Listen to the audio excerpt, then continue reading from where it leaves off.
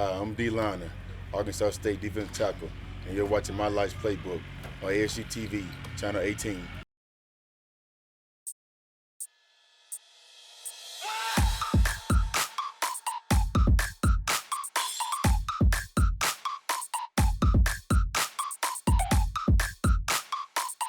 Welcome to My Life's Playbook. I am Adisha Anderson, where I get behind the game of athletes.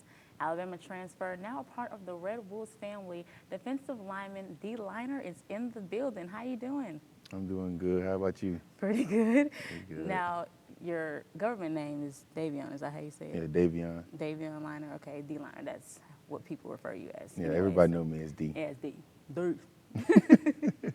Okay.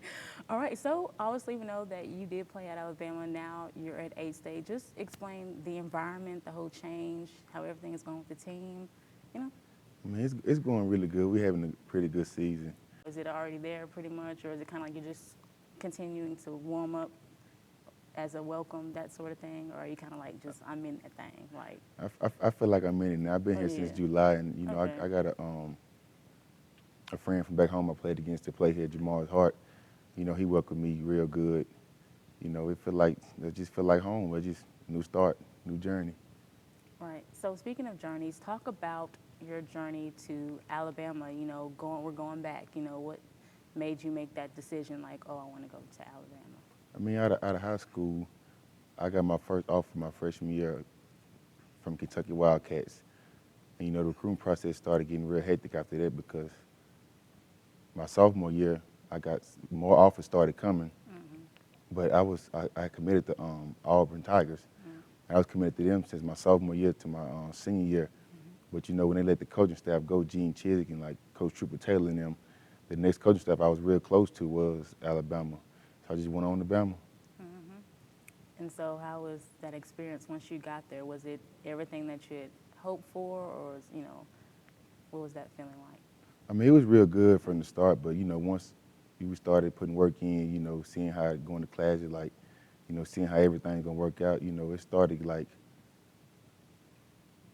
what's the name? Like, it didn't feel right after, like, my first year at camp there because, you know, I felt like I didn't have a good camp. You know, I felt like I got beaten by the other guys and stuff like that. But most of the part, it was good, but I just felt like it wasn't a real good fit for me. So, remind everyone, how long were you at Alabama? I was at Alabama for 2 years, 2 years. since 2013. Okay. And how was playing time? Because as you mentioned before, you know, camp wasn't, I guess, the best experience. So just going out on the field, you know, how was that, or I guess bonding with your teammates? Because when you're in athletics, all you have is your teammates. You know what I'm saying, for the most part. So just explain a little bit about I mean, after camp, they told me they was gonna redshirt me after my first camp, but some stuff came up, and one of my defensive linemen had got in some trouble. I think he got hurt or something like that, and you know they had to pull me off the scout team, and they put me in there for one game against Tennessee, and they just burnt my red shirt. that. Burnt it. And so, okay, so fast forward, you've been at Bama for 2 years. Now all of a sudden you made this decision, I am going to transfer to Arkansas State. Boom. Explain, like, because it was kind of hectic. You were describing when we actually did talk, you said people were blowing you up left to right, like asking questions, like, why did you leave and all that, so. I mean, after my second year there, and I feel like, you know, they weren't giving me no playing time that what I think I should have got or what I think I needed. You know, I just made my mind up that I was gonna go to Coach Saban's office and, you know, ask my release papers, you know, and start me a new journey somewhere else. But, you know, in my head, I feel like it's not all about where you know, where you want it to be, it's where you need it, like where you need to be. So you feel like you needed to take this next step here. So why Arkansas State and not any other? Coach Trooper Taylor was at Auburn for them 2 years that I was So there. that was the real reason why. Yeah, and him. Okay. I had built a real good relationship with him. You know, his family, his son Blaze, they play on Arkansas State now. You know, I gave him a call. You know, he told me to come on up for a visit. Now, obviously, we know that you're sitting out this season due to rules. Despite that, you know, you're enjoying practice and everything. You enjoy your coaches. Obviously, Troopers there, so you already pretty much kind of felt welcome when you got in the door. Now, just fast forwarding, once you do get the opportunity to play, what do you think, that feeling is going to be like? I feel like a bear coming on my back, monkey. You know what I mean? As of now, I'm just staying humble, getting the offensive line, getting them better every day, going against them, and getting them ready to go out every Saturday and do what they do best. Have you always been a lineman? Was that your main position, or have you? Well, in high school, I was a lineman, and I played a little bit outside linebacker. But, once I got to college, put on a little more weight, then I was strictly a defensive lineman. All right, okay. Now, before high school, let's talk about when football began for you. I guess, did you start as a child? You started playing football, Little League or something like that? I think I started around when I was 5. There's a little league in Tuscany, Alabama, not far from where I'm from. Mm-hmm. It's a little league called Willie Green. We played every Saturday morning against, other little cities. Mm-hmm. Billy Green, where's your colors? They was yellow and blue. Oh, Yellow and blue. Yellow and blue. I can picture you now. I was I think I was number 77, like a odd, ugly number. That is a big, weird number for real, though. Oh. Oh my gosh. Okay, so is that the only Little League that you've ever participated in, or?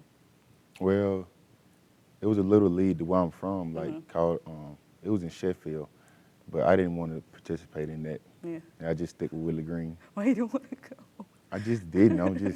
I just want to be different from everybody else. Was there any other sport that you were interested in aside from football? Well, I played basketball all my life, but once I started getting recruited, by big schools, I know that I was going to college for. Then I just stopped playing basketball. Oh man, that had to kind of suck though, right? Because you were used to playing basketball, then all of a sudden you kind of switched gears. I mean, a little bit, but not really. Yeah, not really. Just because you knew that you really had a big future in football, so you had already decided that this is where you needed to be. So going back to basketball, like what position? Were you post or? I think it was 4 or 5, but I like to get out there and shooting guard and shoot. Like like to everybody shoot else. That is so funny. We're gonna have to play some b-ball then. Yeah, we Go play one-on-one or something like that. Yeah, we can do that. We had Olivia on the show, and she's a golfer. And I tried. I can't even do putt-putt. No, I can't play no golf. You can't either? See? We can relate. I tried. It's just not for me. But it's okay, though, because I get you some basketball. You sure? Yeah. Are you questioning me? You used to play back then? Yeah, back in the day, man. But Who used to play? Yeah, I was post, though. I started as like a 3, but then they moved me to post because, I could rebound. I was real good at jumping up. I'm sure, but don't let my size fool you. Okay. I want to see some film or something. All right. Hey, y'all caught that. So be on the lookout. Check out my life Facebook page, me and Dee, going at it one-on-one. Okay, so stay tuned to hear more of Dee's story. You're watching My Life Playbook.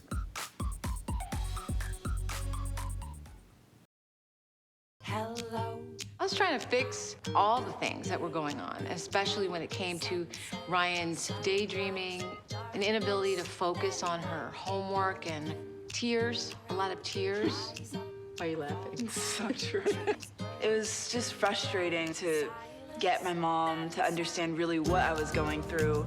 And that's when I thought there must be something else going on. So that's when we talked to a doctor, and she was diagnosed with ADHD. It just explained so many things for us, and it makes things A lot easier. a lot easier. And when you have information, when you know better, you do better. And I feel like that really made a difference. Yeah, I agree. Hyperactivity isn't the only symptom of ADHD. Since inattentive symptoms like Ryan's can be less noticeable, it's important to learn more. Get the ADHD symptom checklist at keepmomming.com to get started. Then talk with your daughter's doctor. Keep momming.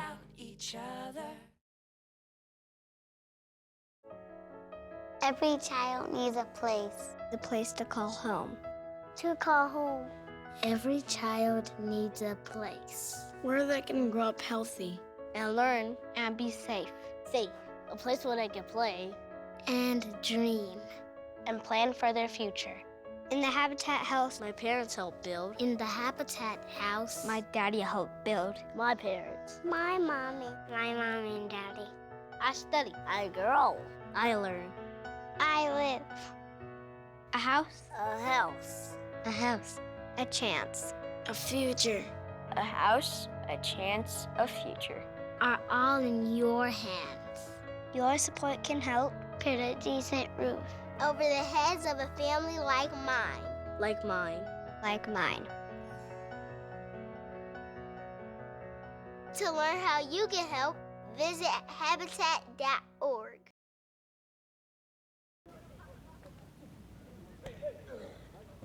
All right, everyone, you are looking at the liner on the field, who is now defensive lineman at Arkansas State University. Now, we were, of course, talking about earlier your transition from Alabama to now, and you're from Muscle Shoals, Alabama, Muscle correct? Shoals, Alabama. All right, now represent. You said that. You said it so confident. Yeah. How is that environment? It's kind of like a big city, but it's really not. But it's not much to do there at all, though. Yeah. It's kind of like Jonesboro. No, it's probably better. It's probably better than Jonesboro. Just a little bit better. It's a little bit better. So, what was your favorite thing to do? Like, I guess as a kid growing up in. I like to go shopping. I like to go shopping, but and then I really like to just chill and be by myself and just have a lot of downtime, just to think about my future. Okay, so speaking of future, what do you see for your own future? I feel like that I got a good chance of going pro, but if that doesn't work, then I want to be like a defensive line coach in college for someone. All right, so draft. Oh yeah. Oh yeah. I feel like I got a real good chance. And why is that? And the connections I got, and just blessed with my talent. You said that, of course, if that doesn't work, that you want to be a defensive lineman coach and everything. Is that more so coming from you just want to teach other people basically what was passed down to you, that sort of thing? Yeah, I feel like over the years I done learned a lot, and I just feel like I should give back to the kids that want to play football and want to go pro, and just teach them what I've learned. Right, and usually through sports, it teaches you lessons, through life. So what would you say has maybe been one of your biggest lessons through life, playing football, and even, if not playing football, just period? I mean, I feel like, you different. Like, once I got in the spotlight, that I was different from everybody else. But I'm not saying that I was like different, but it's just like lights on me 24/7, like every little thing I do. So I can't make bad choices because the little kids are looking up to me. Yeah. And that's important because, as a role model, like you said, kids, usually at a young age, kids are going to mimic what you do. It's more than what you do versus what you say and everything. All right. And so have you done any, going out to, I guess, helping with the youth as far as that sort of thing? I have a little bit, but not that much. I probably start doing it more often. Okay, where have you gone? I've gone to back to my high school, back to my old high school and taught, in a couple more places. All right, then what was high school did you go? Sheffield. Okay. Sheffield Bulldogs. Bulldogs. All right, then also, now, okay, and your folks are still in Alabama, Yeah, they right? still there. All right, cool. So talk a little bit about your family. I grew up in a single mother household.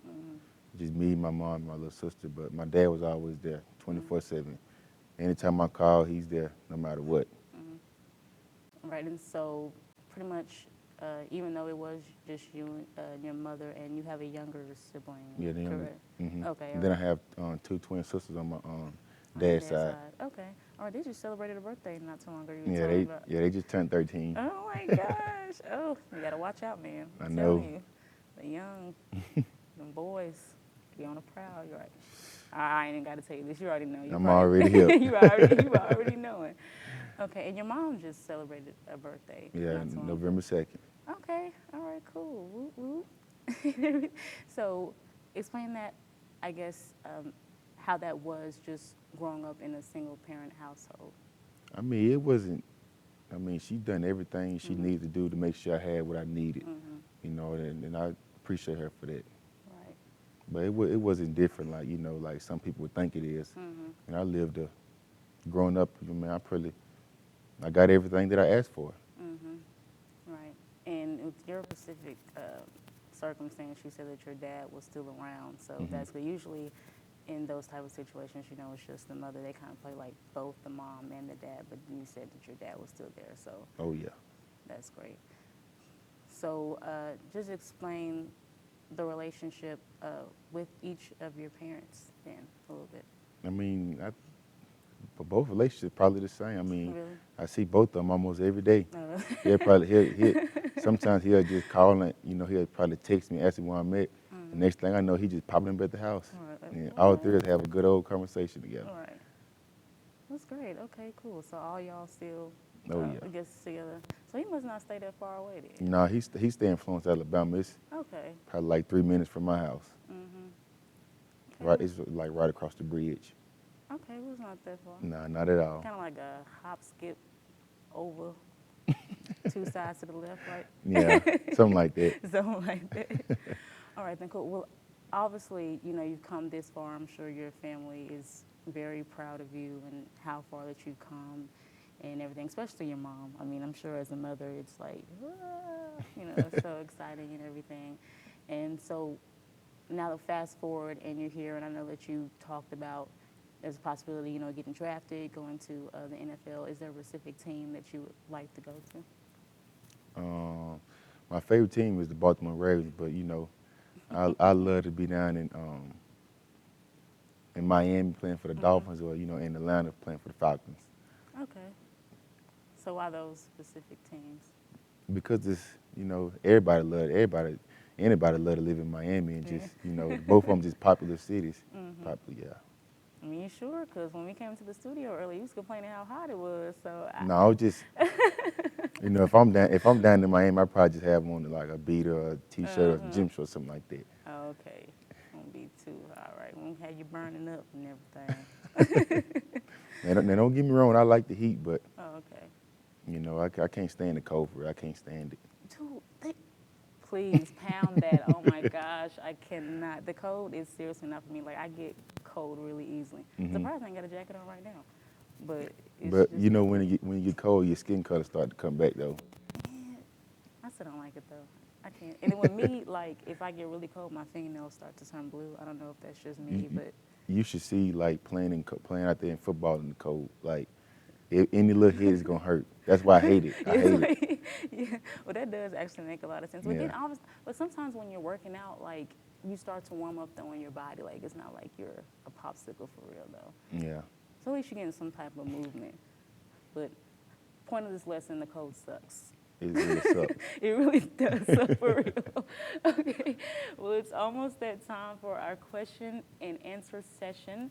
Now, don't go anywhere because we are going to come back and ask the questions that you want answered.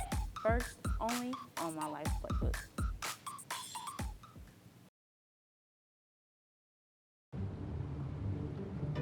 Dad, we need to talk.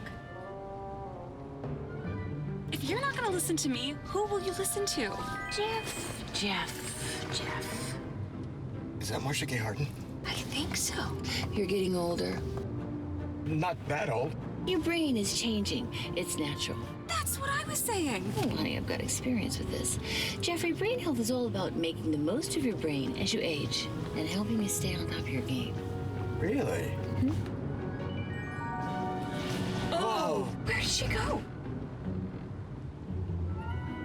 But all I'm saying I'm is... not talking about this anymore. Lisa, there are things you can do to help you stay sharp and reduce the risk to your brain. Trust me, it's worth it. Oh, so you talked to her about this, but not me. Learn what you can do to help keep your brain healthy at brainhealth.gov. Binge eating disorder, or BED, isn't just overeating. It's a real medical condition. And while the exact cause is unknown, certain chemicals in the brain may play a role. And I learned that BED is the most common eating disorder in US adults. When I would binge, I would feel completely out of control. Sometimes it wouldn't even matter what I was binging on. I would eat so fast I barely tasted it. I ate a lot more than normal. I literally felt like a machine. My binges would always happen when I was alone. And after an episode, I was so upset. Binge eating disorder is a real thing. And it is in your brain, and there is something you can do about it. I realized that BED did not have to be my life. BED did not get to define who I am. To learn more about BED, go to bingeeatingdisorder.com and talk with your doctor. Did you know that every 34 seconds someone has a heart attack? Every 40 seconds someone has a stroke? But it doesn't have to be that way. Every day there's hope. Join me and the American Heart Association and get serious about your heart and your health. If you're doing nothing, do something. If you're doing something, do more. Find healthy living solutions from the American Heart Association's My Heart, My Life. It's that simple. Lolly, this meal looks delicious, thank you. You're welcome, baby. Hand me the salt. No. What? I can't. Why? Because I love you. Are you feeling okay? Do you know what the #1 killer of women is? Heart disease. So from now on, we eat healthy and exercise. All right, I got you. Now, I can't give you the salt, but I can give you plenty sugar. Find out more at GoRedForWomen.org. Welcome back, folks, to our Q&A with A-State defensive lineman D-liner. All right, now let's go ahead and get it in. All right. Rodney asks, what was it like growing up in Muscle Shoals? Which we talked a little bit about your environment and what you did. You said you like to shop, which, nice shirt, by the way. And the other question he asks, who has been the greatest influence on your life? Greatest influence on my life is probably my family. Everybody that I talk to on a daily basis. So that support system is Yeah, strong. support, it keeps me going. Right. Keeps me going. That's beautiful. All right, the next question. When was your most memorable moment as a football player? Probably at Alabama when we won the SEC championship. It was a great feeling. Great feeling, man. I'll never forget it. I bet not. Isn't that the ring? Yeah, actually, I'm wearing the ring now. Oh, can we get a... That's what... Boom! Right there. All right. And another question he asks, what were the most difficult and best parts about playing at Alabama? Most difficult part was probably learning their playbook. Man, their playbook so thick. Feel like a Harry Potter book or something. It's not that big, is it? It's big. It's big. It's big. And then like during camp, they go over plays, but like the next day you have to remember them plays, and then you go on over new plays. Man, it's playbook thick, man. It's too much. Too much. Too much. Oh my goodness. Okay. If you never became a football player, what else would you have played? Probably basketball. That's what I figured. Basketball. Yeah. Even though I'm not that good at it, but I get in there and shoot something. And then you want to come and battle me? I'm good though. Oh, okay. For real. We gonna see. We gonna see about that. All right. Valencia Coleman asks, have you found a church home? I got a church home back at home, but I haven't found one here yet. Oh, okay. I need to find one. I need to get on that ASAP. You need to go ahead. Yeah. Well, we're gonna talk a little bit after this. She should help me find one. Yeah, I think that was her whole point. There you go. So your plan is working out. He gonna let you know. All right. Now this next question: is she married? David Morrow asks that. Now, when I read that question, I thought he meant, are you married? But no, first, are you married? No, I'm not married. I'm single. Okay, all right then. But if that question was to me, there you go. That's your answer. All right. Oh my goodness, I was not expecting that at all. And I have a baby face though. Yeah. Like, do I even look like I'd be married though? For real? Yeah, you cute. Oh, thank you. Yeah. I'm cute enough to get married. All right, we have some comments. Marilyn Tuck Oaks said, D, I wish you much success. Oh yeah, I know her. She always comment on my posts on Facebook. Thanks so much. Oh, that's so beautiful. Okay. Arthur Nell said, when I grow up, I'm going to be just like you, but I have to grow up first. I know him. He's from back home. Is he? Yeah, he's from back home. I was like, oh my gosh. People, people, people. Okay. And the last one we have is from Rodney, and it says, finish this sentence. I wish that. Be successful and be able to take care of my family. And what is your definition of success? You know, being stable, living a good life. You know, that I'm not trying to live paycheck to paycheck. Right. And you want to be somebody and you want to do something. Mostly change lives. And that's a beautiful thing. Well, man, I think you're heading in the right direction. Thank you. You're welcome. All right, now that is it for tonight. As always, submit your questions to Facebook or Twitter and even comment. And when you do, don't forget the hashtag MyLife'sPB.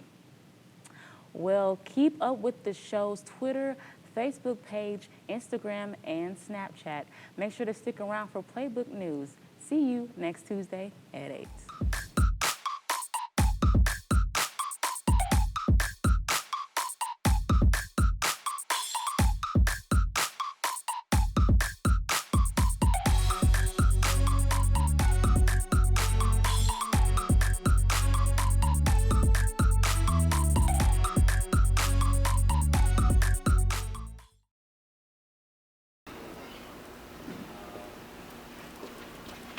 Hey, have you seen Jerry, man? I need to set up an interview.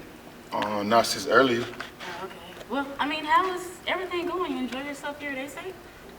Everything's good. I'm actually. Hey, DJ, what's up? Hey, how you doing? I'm doing good. How you doing? Pretty good. Good. Are you excited for the game, I'm man? really excited. Really? Yeah. I am excited. It is way better than being in the workout room, huh? Yeah. Yeah, I know you're ready to play on the field, right? Are we all? Yeah. I mean, well, I don't know. Not all. I mean, some people can't play on the field. So. It's like when you don't play on the field, you're basically sitting on the bench. Basically. You're basically. You're wasting your time. You got it. It kind of feels like that, doesn't it? You going to it? Of course, I'm going to the game. Why would I miss it?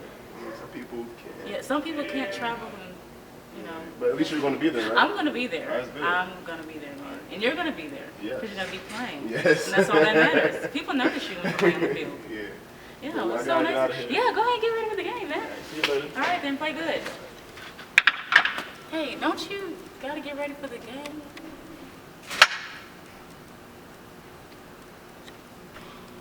Oh, I am gonna talk to you later. You have a good workout, okay?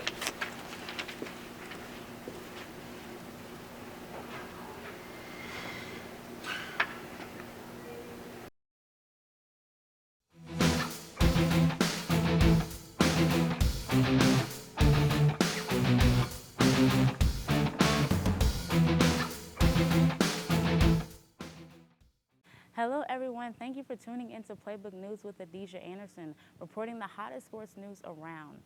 The University of Missouri has been getting quite a bit of attention. Several African-American football players have taken a stand against racial slurs and incidents. A specific message for former President Timothy Wolf to resign. There's a group of activists that have formed Concerned Student 1950, which represents the year the university began admitting African-American students. Wolf spoke with members of the organization to address the issues. Now, the protest toward Wolf started with Mizzou graduate student Jonathan Butler, who held a hunger strike stating that he would not eat until Wolf was gone. Wolf announced his resignation before meeting with the university's governing board, the Board of Curators.